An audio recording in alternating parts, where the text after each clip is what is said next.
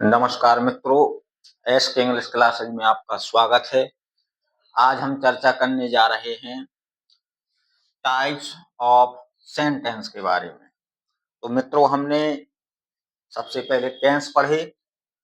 आज हम यहाँ एक नए टॉपिक के साथ हैं, टाइप्स ऑफ सेंटेंस, जिसका मतलब होता है सेंटेंस के प्रकार। यानी कि सेंटेंस यानी कि जो वाक्य होते हैं हमारे, वो कितने प्रकार के होते हैं। कुछ प्रकार तो हमने टेंस के अंतर्गत ही पढ़े, बार बार हम हेडिंग हम आपको डलवाते थे या बताते थे। Affirmative sentence, negative sentence, interrogative sentence. तो कुछ टाइप तो हम टेंस के अंतर्गत ही हमने पढ़ लिए हैं, लेकिन इसके अलावा भी कुछ सेंटेंस के और भी प्रकार होते हैं। आज हम उन्हीं प्रकारों की यहाँ पर विस्तार पूर्वक चर्चा कर लेते हैं।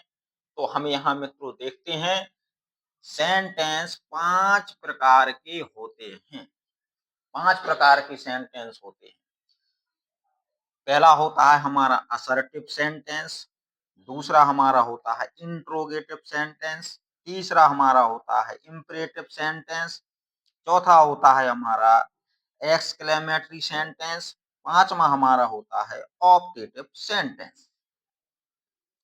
तो सबसे पहले हमारा यहाँ मित्रों असर्टिव सेंटेंस आता है। तो असर्टिव सेंटेंस की हम चर्चा करते हैं। यहाँ पर असर्टिव सेंटेंस जो होते हैं वो 2 प्रकार के होते हैं। पहला होता है अफर्मेटिव सेंटेंस और दूसरा होता है नेगेटिव सेंटेंस। तो अफर्मेटिव नेगेटिव की हम चर्चा जो है कहीं ना कहीं कर चुके हैं। इस प्रकार के वाक्यों को हम पढ़ चुके हैं, बना चुके हैं टेंस के अंतर्गत, जब मैंने आपको टेंस पढ़ाए थे। तो यहाँ पर मित्रों लिखा हुआ है अफर्मेटिव सेंटेंस। तो अफर्मेटिव सेंटेंस का जो हिंदी अर्थ होता है वो होता है साधारण वाक्य। यानी कि साधारण वाक्यों को हम अफर्मेटिव सेंटेंस का नाम देते हैं। जैसे हम यहाँ एग्जाम्पल देख सकते हैं, यहाँ लिखा हुआ है एक example, he reads the book, वह किताब पढ़ता है। तो मित्रों ये एग्जाम्पल प्रेजेंट इंडेफिनिट टेंस के अफर्मेटिव सेंटेंस का यहाँ पर एग्जाम्पल हम देख रहे हैं। तो अफर्मेटिव सेंटेंस का मतलब होता है जहां पर कर्ता के द्वारा कोई ना कोई काम किया जाता है। तो यहाँ उसके द्वारा किताब को पढ़ने का काम हो रहा है, यानी ये वाक्य हमारा साधारण वाक्य के अंतर्गत आएगा। अफर्मेटिव सेंटेंस को हम स्वीकारात्मक वाक्य भी बोलते हैं, अफर्मेटिव सेंटेंस को हम साधारण वाक्य भी बोलते हैं, अफर्मेटिव सेंटेंस को हम सकारात्मक वाक्य भी बोलते हैं। अफर्मेटिव सेंटेंस का मतलब हमने यहाँ भली भांति समझ लिया है। Example, he reads the book, वह किताब पढ़ता है। तो ये हमारा वाक्य होगा अफर्मेटिव सेंटेंस का।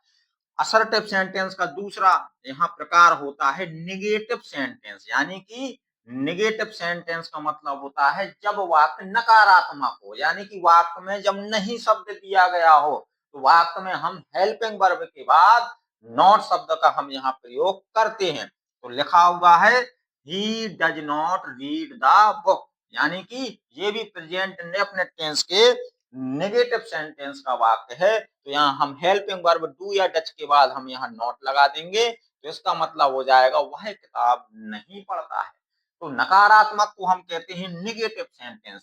ये बहुत ही आसान है इसको पहचानना। वाक्य में जब नहीं शब्द आ जाएगा तो वाक्य हमारा होगा नेगेटिव सेंटेंस में। इसके बाद हम चर्चा कर लेते हैं यहाँ पर इंट्रोगेटिव सेंटेंस की। ये भी हमने जब आपको टेंस पढ़ाए थे तो वहां हम लिखते थे interrogative sentence, double interrogative sentence. तो मैंने आपको टेंस के दौरान भी कई बार बताया है। तो यहाँ इंट्रोगेटिव सेंटेंस भी हमारे 2 प्रकार के होते हैं। पहला होता है सिंगल इंट्रोगेटिव, जिसको कि हम केवल इंट्रोगेटिव ही बोल दें, या सिंगल इंट्रोगेटिव, बात एक ही है। दूसरा होता है हमारा डबल इंट्रोगेटिव। तो हम इन दोनों की यहाँ पर चर्चा कर लेते हैं मित्रों।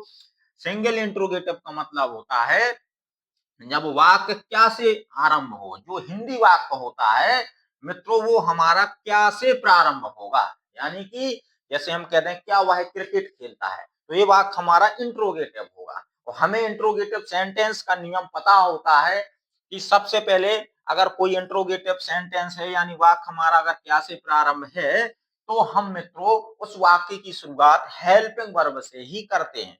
तो हम जैसे कोई एग्जाम्पल मान लीजिए ले लें, हमने बताया भी कि क्या वह क्रिकेट खेलता है। तो हम इस वाक्य को जब बनाएंगे तो सबसे पहले हम यहाँ पर हेल्पिंग वर्ब को आगे रखेंगे, डज ही प्ले क्रिकेट, यानी कि हेल्पिंग वर्ब से हम वाक्य की शुरुआत करते हैं। अगर वाक्य हमारा क्या से प्रारंभ होता है तो इन चीजों को हमें ध्यान रखना है। मैंने यहाँ एग्जाम्पल नहीं लिखा है, लेकिन मैंने आपको बता दिया है कि क्या से प्रारंभ होने वाले वाक्यों की शुरुआत हम हेल्पिंग वर्ब से करते हैं, चाहे वो किसी भी टेंस का वाक्य हो, उस टेंस की सबसे पहले हम हेल्पिंग वर्ब ही लगाते हैं। इसके बाद लिखा हुआ है यहाँ डबल इंट्रोगेटिव सेंटेंस। तो डबल इंट्रोगेटिव सेंटेंस में हमें मित्रों पता है, हम पढ़ चुके हैं पहले, बहुत सारे सेंटेंस हम बना चुके हैं। हम टेंस के अंतर्गत लिखा है वाक्य के बीच में प्रश्न सूचक शब्द आएगा कोई ना कोई, यानी कब, कहां, क्यों, कैसे, ये वो प्रश्न सूचक शब्द होते हैं जो वाक्यों के बीच में हमको मिलते हैं। जैसे हम एग्जाम्पल में आपको बोल दें कि वह किताब क्यों पढ़ रहा है, तो बीच में जो ये क्यों शब्द आया है, तो उस क्यों शब्द की ही अंग्रेजी हम सबसे पहले बनाएंगे।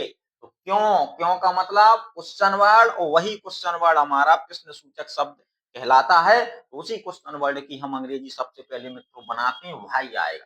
क्वेश्चन वर्ड के बाद हमेशा हेल्पिंग वर्ब आती है, भाई। भाई के बाद हम हेल्पिंग वर्ब लगा करके वाक्य को बना सकते हैं।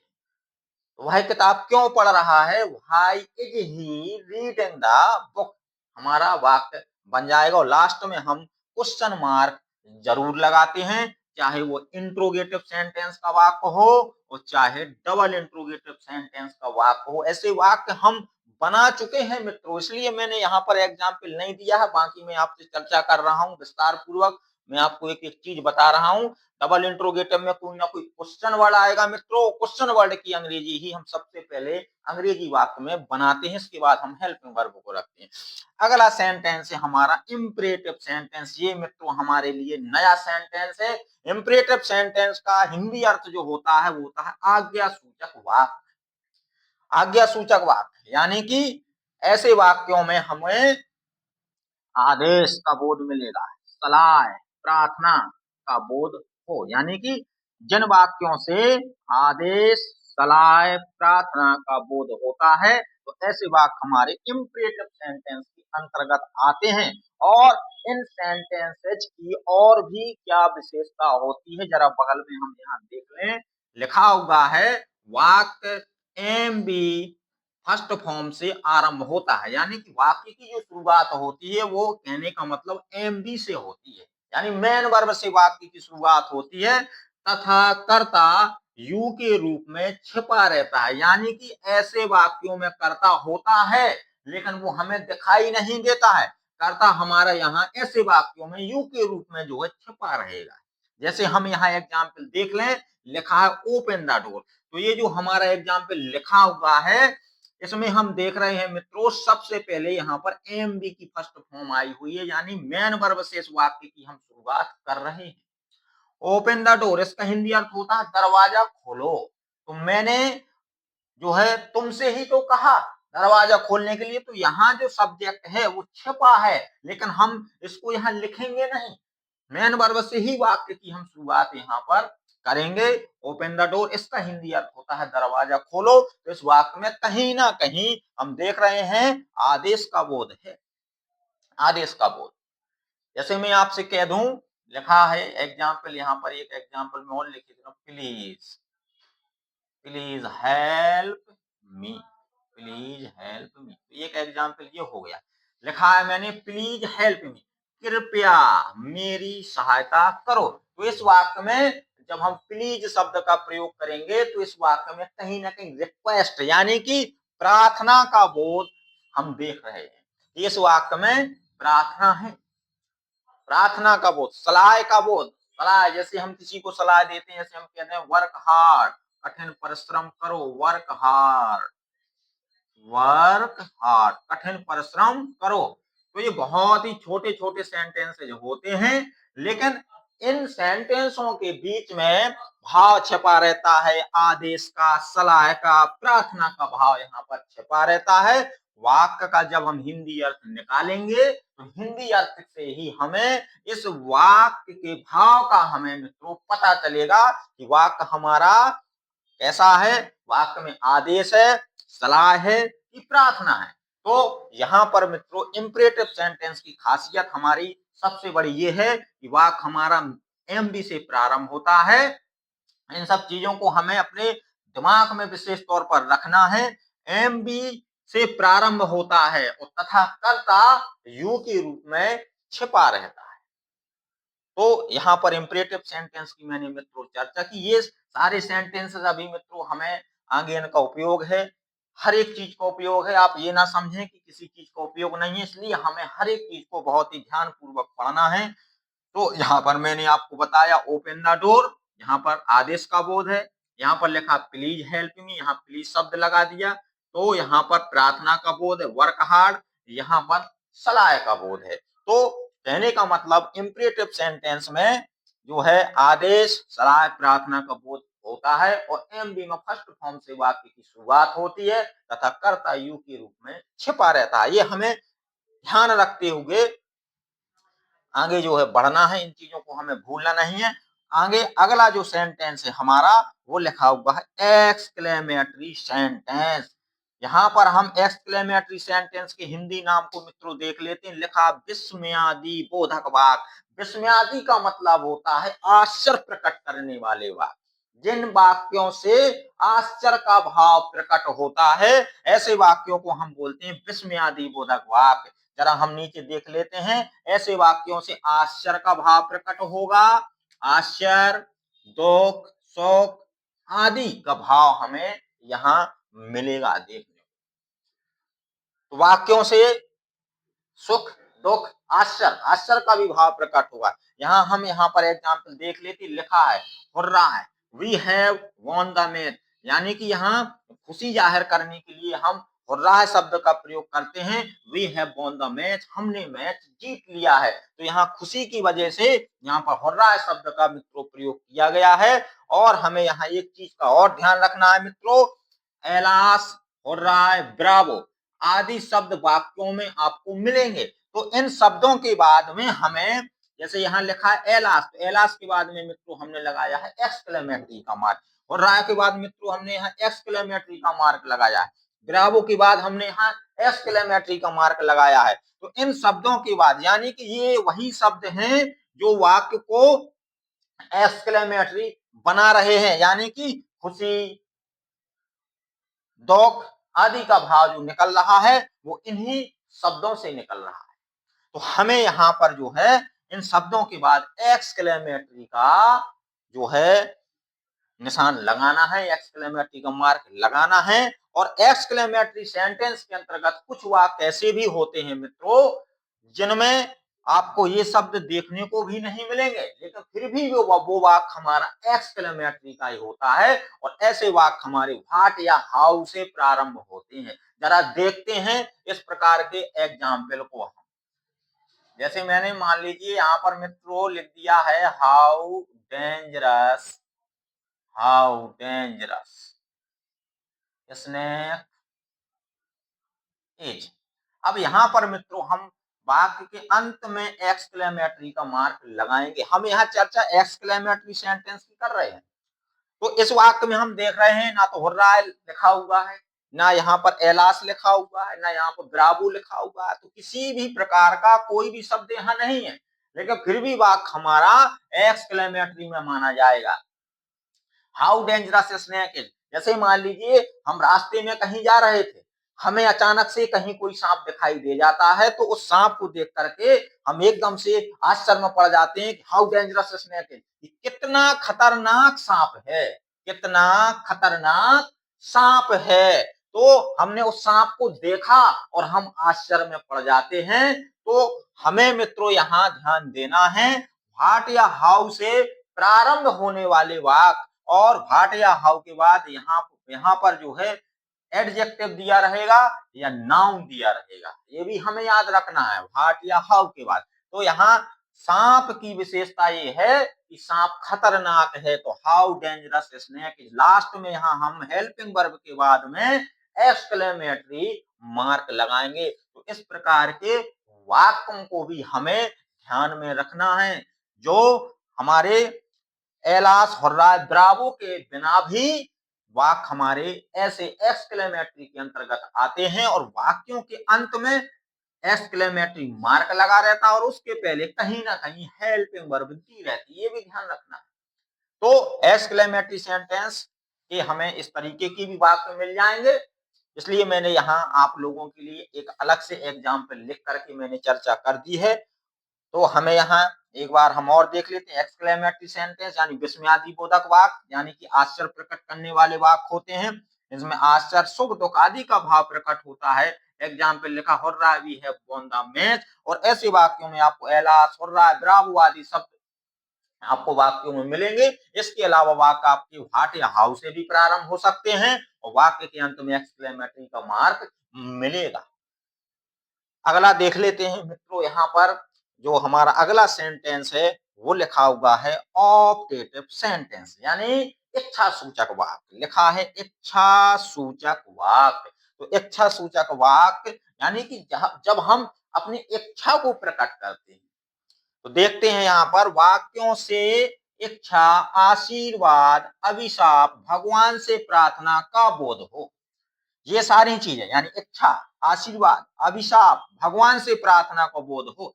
और वाक्य के अंत में हम यहाँ पर यानी ऑप्टेटिव सेंटेंस पढ़ रहे हैं, तो ऑप्टेटिव सेंटेंस के अंत में भी हमें एक्सक्लेमेटरी का मार्क लगाना है मित्रों यहाँ पर, ये भी हमें याद रहे। और वाक्य जो हमारे होते हैं ऑप्टेटिव सेंटेंस के, उसकी खासियत क्या होती है कि वाक्य में से प्रारंभ होते हैं।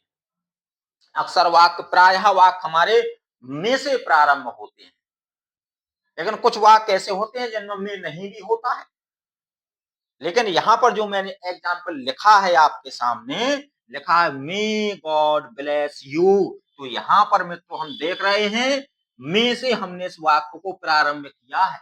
मे गॉड ब्लेस यू, भगवान तुम्हारा भला करे, भगवान तुम्हारा भला करे। तो इस वाक्य में हम देख रहे हैं मित्रों, वाक्य हमारा में से प्रारंभ है, वाक्य के अंत में हमने यहाँ पर एक्सक्लेमेटरी के मार्क को भी लगाया है, ये भी हमें ध्यान रखना है। कुछ एग्जाम्पल जिसकी मैंने अभी चर्चा की कि मे के बिना भी होते हैं, जैसे हम कह दें एग्जाम्पल के रूप में लॉन्ग लिव आवर किंग, यहाँ पर हम एक्सक्लेमेटरी का निशान लगाएंगे मित्रों।